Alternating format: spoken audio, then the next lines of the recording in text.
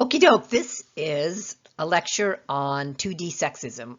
I took a lot of information from your assigned article and then added some other things as well. So what I'd like you to do, I don't know what that sound was. What I'd like you to do for your mini exam is to just pick out 4 things in this lecture that troubled you, that bugged you for whatever reason. It doesn't have to be for the reasons I am bugged. There's no wrong answers here. Just 4 things that kind of resonated for you, and not all of them at the beginning of the lecture. Watch the whole darn thing. Okie doke.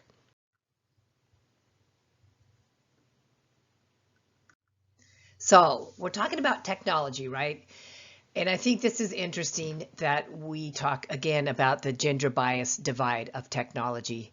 It's interesting that so many, well, not so many more, but more women than men enroll in college and graduate from college, but still make up only a really small slice of the tech industry workforce, right? And that's a big one for men in college. It's not so big for women for all sorts of reasons that we'll talk about, and they make up a quarter of the tech workforce. So also when we look at women in the computing fields or technology fields, we also are looking at a lack of color in these fields. And I thought this was interesting to point out. So this industry has about 74% men, about 26% women, and only 10% women of color. And then we look at those numbers, 5% Asian American, 3% African American, and 1% Latinx. So those are really small numbers. What's wrong with this picture? So again, we look at gender bias, right? And I thought it was interesting that the article that you have read or going to read is that that female students' attitudes toward computer use are less positive than male. So actually, that's no big surprise, right? When we look at classrooms full of students and a lot of the fields that we look at, engineering, technology, computers, we're not seeing very many female students in those classes, as you all have told me. And so there's not necessarily a welcoming environment for female students some of the times. You know what I'm talking about. So I thought this was interesting. So gender bias and technology are 2 very different concepts. In fact, it's been assumed that technology for the most part was gender neutral, right? Because, it's like stuff. It's computers. It's kind of black and white. It's numbers. It's principles. I don't know that much about it. But because they're in the classroom with teachers that are biased, gender biased, unconsciously, they're not trying to be total jerks, right? That they unknowingly encourage males to use technology much more than females. And that's been proven all across the board from like way down in elementary school, middle school, high school, and college. So we are, kind of imparting our gender bias as teachers.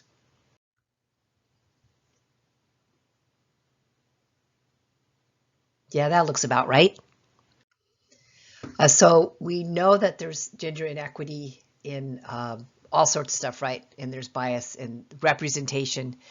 It's not equal in textbooks, and we also know that that holds true for technology fields in terms of games, software programs, and then also the amount of males using this stuff versus females. It's really pretty disparate, right? So there's a lot of inequity in the application of this whole thing. That sounded kind of smart, don't you think? I don't know what I meant, but I mean, there's a lot of inequity with males really accessing and being encouraged to access these fields. I mean, it starts all the way back with Legos. Come on, right? Legos, perfect way to learn spatial reasoning, trial and error, and I mean, who's playing with Legos? That's just my preschool rant. So where does gender inequity reign? Get it? Social media, right? So I wanted to talk a little bit about that. And I know everybody knows the definition, but just in case, right? So I thought this was interesting. I just kind of grabbed these statistics a couple days ago. Well, actually now a couple weeks ago. Well, about a week and a half ago. So the amount of time that different countries spend on the internet. And so if you look at that white little bar in the middle almost, that's worldwide, and we're right next to it, the USA. So the amount of time, is this daily amount of time in hours and minutes? Yeah, each day. So look at the United States, 6 hours and 42 minutes every day. Are you kidding me? Do you have time to do that? I mean, I spend a lot of time on the internet putting this stuff together. And I guess, I mean, it would be at least a couple hours a day. Wow, that's a lot of time. And then looking at social media, the amount of time, we go down a little bit more. Let's see, we're again to the right, about 5 over. So 2 hours and about a little over 2 hours a day on social media. I bet y'all do that, right? It's the thing to do. So a lot of time spent on these programs. Are they programs? Apps. Okay. So what's interesting about that is when we continue our whole idea of 2D sexism, of gender bias, I found this and I thought this was not that surprising, but it's still interesting nonetheless. Commercials that appear in social networking sites. Okay, for women, they always involve all sorts of like beauty products, domestic care stuff, all the little soft, like how to be wonderfully, beautifully wonderful, right? And for men, the ads are different. They focus on, more important stuff, cars and investments and business products. And so there's some real bias there, right? Because women work, hello, and, they invest and they drive cars, duh. But I thought also not a surprise to me is the way that these ads are portrayed in social media. Is women are, they show their bodies more. No big surprise, right? And for men, they're kind of a little more, they got a little more going on. Here's an example. Just grabbed it. I just grabbed one. It was pretty easy to find. So showing your body more, and of course looking at buy the latest fashion and beauty products online. Fashion and beauty right there. Boom. And then I just grabbed a one with a man on it. Okay, again, close-ups of men. A lot of times just their heads or half of their bodies. So we're not objectifying this dude's body, right? And it says, "Are you a man who's ready to have it all, warrior?" Right? So real disparity in how this stuff is done. And again, a real gender bias, how it's done, right? But wait, there's more. So another interesting thing that's really a gender bias issue on social media is the way that some stuff is projected out there in kind of mean-spirited ways, but if you put a LOL on it, right? Laugh out loud, that is, we're supposed to be tempering it, but it's still pretty mean, it's still pretty sexist, and it really is all over the internet, all over social media. I know that you know what I'm talking about. So again, we come back to the whole idea of misogyny. So misogyny in social media is unfortunately anything but. So this journalist did a little experiment and he ran a spoof Twitter account, and so he posed it as a male sometimes and as female sometimes, and when it was a female, more response, more negative and abusive response, because again, it's easier to pummel females than males in our society, and what better way when you can do it anonymously online, right? Wow, crazy. Sexist, gender bias. Just want to remind you what misogyny meant, because it's kind of a weird word, right? But really, it's a pretty sad and awful word, right? Dislike of, contempt for, or ingrained prejudice against women. So the ingrained is just from our being brought up culturally, diminishing females more than males in all sorts of ways, and we have and will continue to talk about that in this class, because that's what this class is about. So it's not like everyone's trying to be an a-hole, excuse my language, but we are brought up to regard females in one light and males in another light, and sometimes oftentimes is at the detriment to females, right? So again, easy to be misogynistic via technology, right? It's easy when you can't be seen or can't be necessarily known. You still get to rage on.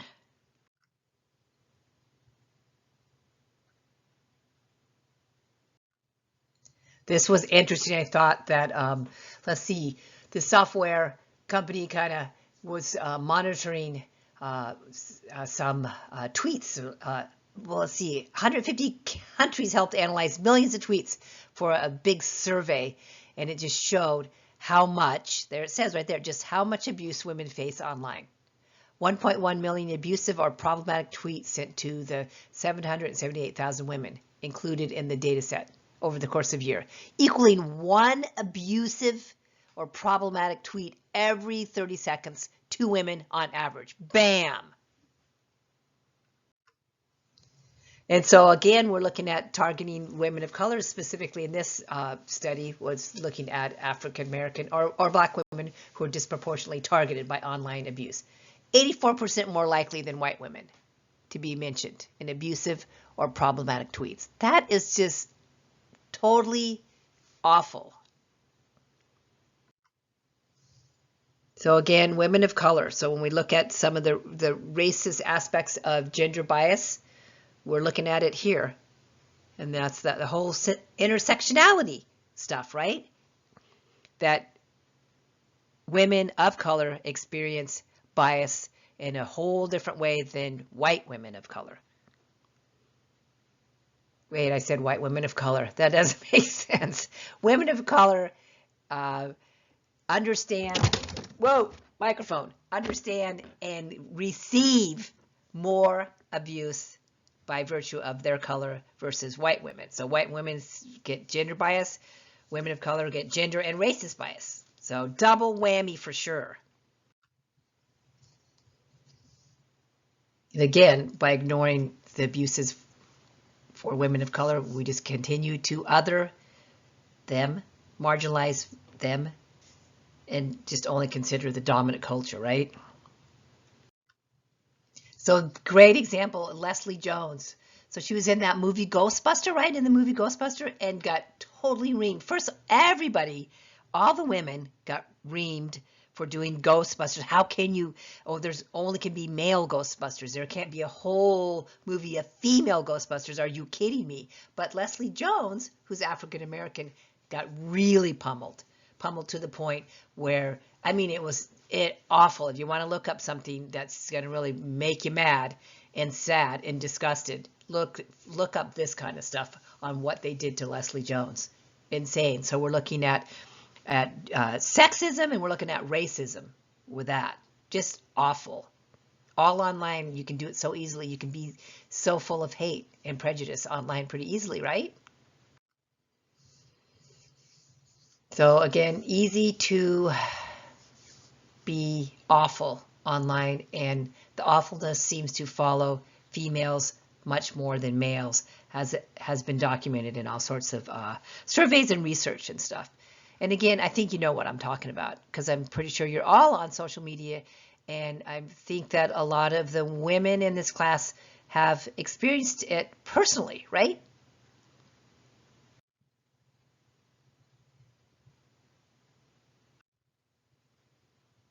So again, just kind of more stuff, online stuff, pornography, email harassment, flaming, cyberstalking are just some of the issues faced by women in social media. So look, the use of highly aggressive language pattern, slut shaming, frequently used and dangerous form of flaming in social networks. Just mean, just so mean, right? Just a little, some terminology, what, you know, you'd probably get these.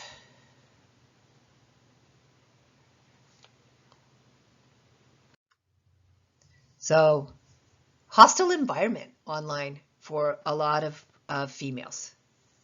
And some males too, I'm not discounting that. We're just kind of focusing on the impact of gender bias for women in this class. And it's increasing? That's too bad.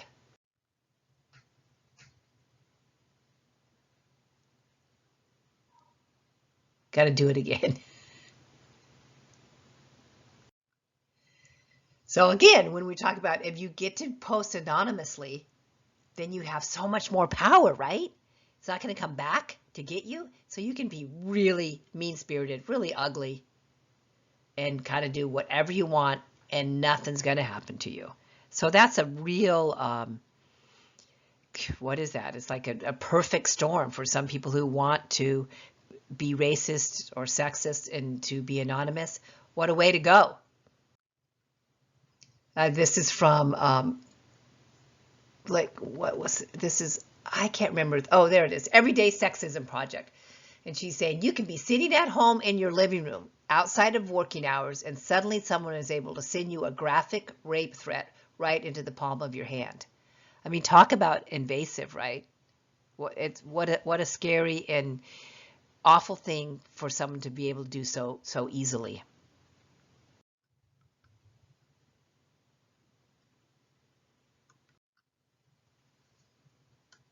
So again, just the ongoing abuse of social media, online access to do some really violent and abusive things against women. And I thought it was interesting that they're saying that just is mirroring what is happening in our live culture as well, right? It's all kind of tied in for sure.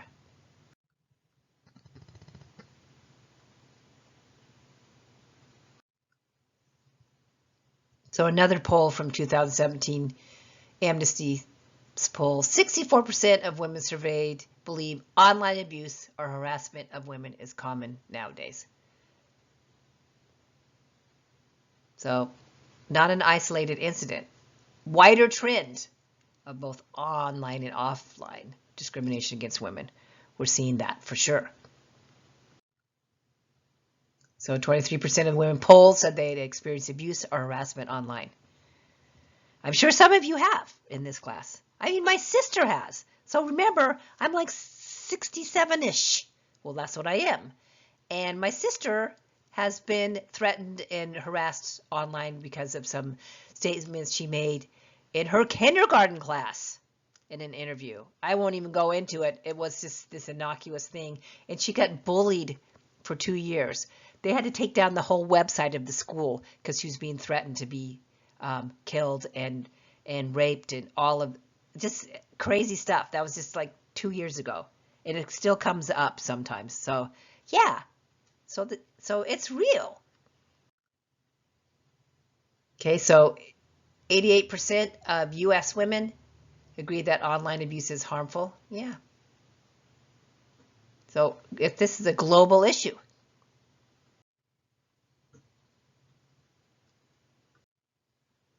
And again, that whole idea that you can do these rape threats, you can just be amusing. You didn't really mean it. By adding a little humor or a little LOL. And it's supposed to be perfectly harmless. Doesn't feel that way.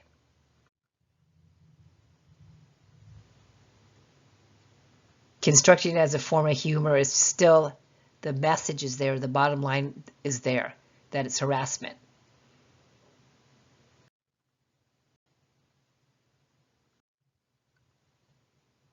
So I just thought this was interesting. I want to go into this for 1 second. So we see all this stuff online all the time. We all get used to it. I don't know. If you're attacked directly, it really shook my sister up. She didn't get used to it, and I got mad. So I don't think you get used to it, but in a way they're saying you do. You just get used to like kind of thinking this is what's going to happen if you're female. You're going to be harassed. You're going to be harassed out in the world, and you're going to be harassed on the internet as well. And so you just kind of get used to it. Familiarity bias is what they're calling it. I think this is interesting. What we see online shapes what we believe and what we consider normal is kind of what they're saying. So isn't that gender construction? We've talked about, what gender socialization is, and it's the same thing. Females get familiar with the idea of what they're supposed to be, how they're supposed to purport themselves in the world, how they're like sometimes have to take second best or step back or be mansplained. I mean, all sorts of things. And I don't mean it all in hostile ways, because we're all been raised up to think a certain way, males and females. Males aren't, again, trying to be total jerks about it. But that's the whole thing about that familiarity base is online, is you kind of expect this stuff to happen and it keeps happening. And it's just, I think, crazy. Because again, just going back, remember, we have learned ideas of what we're supposed to be as female and male.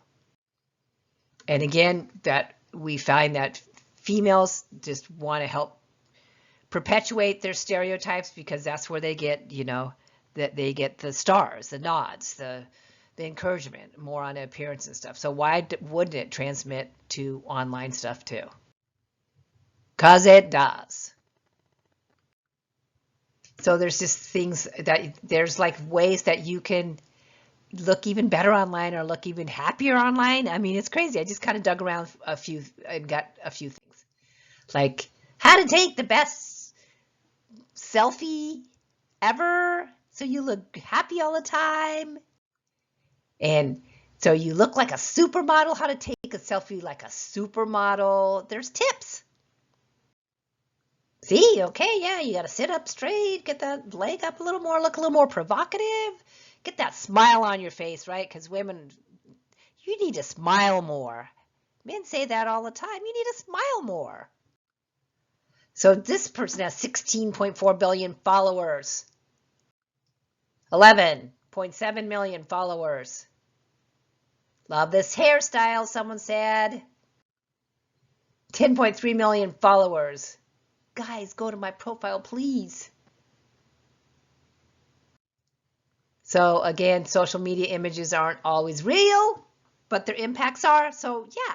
So again, the whole idea that you only can look beautiful a certain way, and if you don't or can't approximate that ideal of beauty, what's your worth? I mean, those messages are all over the place for females. So these, I just threw a couple of these in. So how to make yourself look like what is considered beautiful, right? It's like crazy.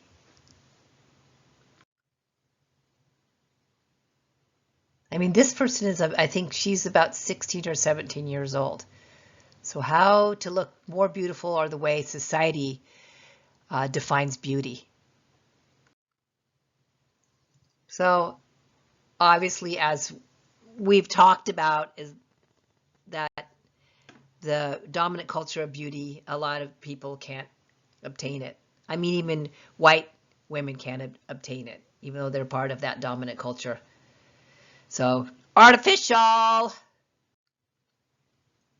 I like this warning. Reflections in this mirror may be distorted by socially constructed ideas of beauty.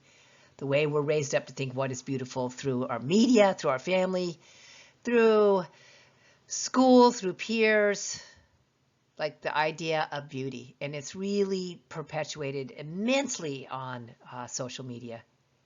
I mean, come on, with all the little selfie corrections and things you can do. But there's good news out there. A couple cool things that have happened with social media for women, for sure.